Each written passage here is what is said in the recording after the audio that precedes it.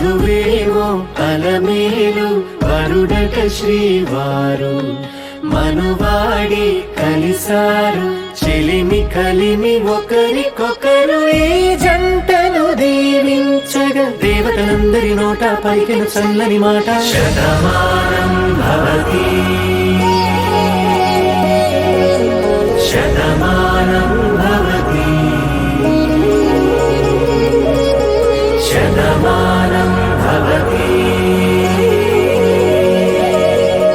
Shatamanam Bhavati.